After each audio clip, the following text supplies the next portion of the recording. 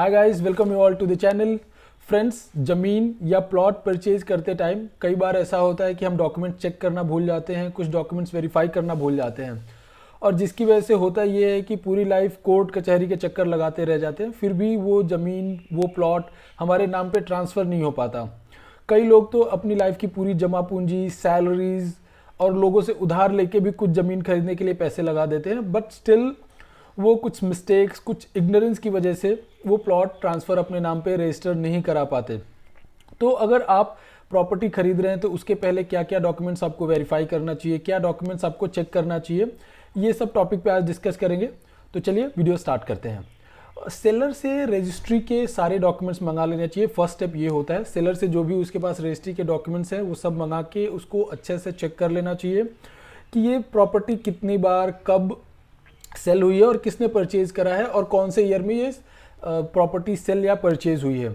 अगर ये सब मैच करता है, वो ईयर, वो सेलर, वो परचेजर का नाम अगर मैच करता है रजिस्ट्री के डॉक्यूमेंट पे, तो कोई इसमें प्रॉब्लम नहीं है। अगर उसमें कोई गैप दिखता है तो इसमें प्रॉब्लम्स है और वो उसके लिए आपको कन्फ्रंट करना चाहिए सेलर से कि ये गैप क्यों है और क्या रीजन है इसके पीछे।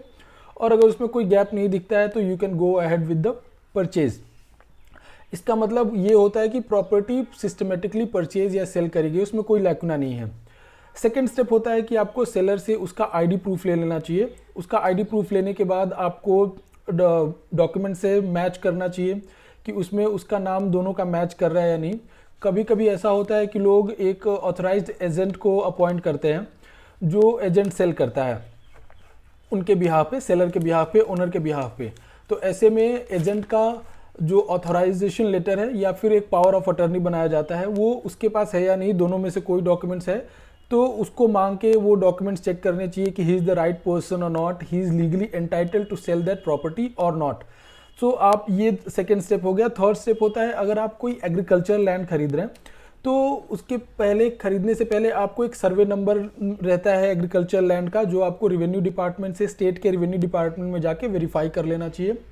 अगर वही लैंड आप एग्रीकल्चर लैंड आप प्रॉपर्टी अगर खरीद रहे हैं बिल्डिंग बनाने के लिए या कंस्ट्रक्ट करने के लिए, घर बनाने के लिए, तो सेम लैंड के लिए परमिशन लिया है या नहीं। अगर परमिशन नहीं मिला है तो आप उस पर कंस्ट्रक्शन नहीं कर सकते। आप एग्रीकल्चर के लिए यूज कर सकते हैं, फार्मिंग के लिए यूज कर सकते हैं। वो देख लेना चाहिए कि आपको परमिशन अगर मिला है तो किस चीज़ के लिए मिला है, टाउनशिप के लिए मिला है या कमर्शियल पर्पज़ के लिए मिला है या इंडस्ट्री डेवलप करने के लिए मिला है। अगर सपोज इंडस्ट्री डेवलप करने के लिए मिला है तो आप टाउनशिप का काम नहीं कर सकते उस पर। अगर उस पर बिल्डिंग कंस्ट्रक्ट करने के लिए मिला है परमिशन तो आप उस पर इंडस्ट्री नहीं बना सकते, उस पर कोई कमर्शियल एक्टिविटी नहीं करा सकते। तो ये दोनों चीज़ों का देख लेना चाहिए कि परमिशन आपको मिला है या नहीं। अगर मिला है तब तो ठीक है, अदरवाइज आपको लेने से कोई फ़ायदा नहीं है। आप झूठ मूठ के लीगल इश्यूज़ में, फालतू के लीगल इश्यूज़ में पढ़ के अपना टाइम और मनी दोनों वेस्ट करेंगे। और उसके बाद नेक्स्ट स्टेप होता है, जो आपको लैंड का मैप मिला है वो चेक कर लेना चाहिए कि नगर पालिका से वो अप्रूव है या नहीं है। नगर पालिका या नगर निगम, जो भी फैसिलिटीज़ आपके नियर बाय में अवेलेबल है, जो वो एरिया किस ज्यूरिसडिक्शन में आता है, नगर पालिका या नगर निगम में, उधर चेक कर लेना चाहिए कि ये मैप करेक्ट है या नहीं है। क्योंकि कभी कभी क्या होता है कि लोग इसमें भी फ्रॉड करने का ट्राई करते हैं। तो ये सब चीज़ों से बचने के लिए आपको नगर पालिका से वेरीफाई करा लेना चाहिए।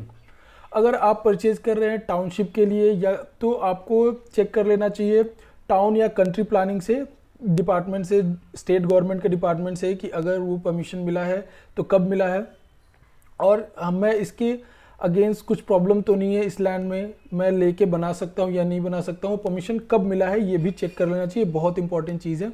अदरवाइज़ कभी कभी क्या होता है कि हम नहीं चेक करते हैं, we just go through the document और हम सोचते हैं कि ये लैंड पे हम कमर्शियल एक्टिविटी या टाउन बना सकते हैं, टाउनशिप स्टार्ट कर सकते हैं, तो हम कभी कभी लीगल इश्यूज में ही फंस सकते हैं। इसके लिए ये सब चीज़ें वेरीफाई करना बहुत ज़रूरी है।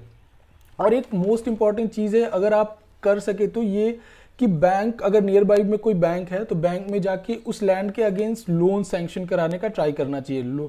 लोन के लिए बैंक में अप्लाई करना चाहिए, सो दैट कुछ भी अमाउंट, आप एक स्मॉल अमाउंट भी कर सकते हैं, सो दैट आपको ये मालूम चल जाए कि ये लैंड एक्यूरेट है या नहीं है। क्योंकि बैंक सबसे ज़्यादा डॉक्यूमेंट्स रिक्वायर करते हैं लोन सैंक्शन करने के लिए, बहुत ज़्यादा वेरिफिकेशन करते हैं जो एक कॉमन मैन, एक नॉर्मल सिटीजन शायद नहीं कर पाए। तो बैंक्स इन सब चीज़ों को अच्छे से वेरीफाई कर सकता है। और अगर बैंक लोन सैंक्शन करने के लिए रेडी है, it means documents, almost documents सब ठीक है, डॉक्यूमेंट में कोई प्रॉब्लम नहीं है, you can go ahead with your purchase planning. अगर आप एक पब्लिक नोटिस भी इशू कर देना चाहिए, अगर आप लैंड खरीदना चाहते हैं तो लास्ट स्टेप होना चाहिए आप एक पब्लिक नोटिस इशू कर दें, और लोकल न्यूज़पेपर में या फिर एक इंग्लिश न्यूज़पेपर में तो कर ही देना चाहिए, लेकिन एक जिस एरिया में है, जिस स्टेट में है, उस स्टेट के एक लोकल लैंग्वेज, वर्नाकुलर लैंग्वेज का जो न्यूज़पेपर होता है उसमें एक पब्लिक नोटिस इशू कर देना चाहिए, सो दैट इन फ्यूचर कभी कोई क्लेम करता है या फिर कोई प्रॉब्लम होता है तो आप कोर्ट में आपका साइड, आपका आर्गुमेंट स्ट्रांग रहेगा कि हाँ भाई हमने तो एक पब्लिक नोटिस इशू करा था बट उस टाइम पीरियड में, उस लिमिटेशन पीरियड में कोई नहीं आया था। तो इससे आपके पास एक प्रूफ हो जाता है कि आपने लैंड परचेज करने से पहले एक पब्लिक नोटिस दिया था और उस टाइम पे कोई नहीं आया था, वो पर्टिकुलर पीरियड में कोई नहीं आया था, तो आपसे इसका साइड स्ट्रांग हो जाता है।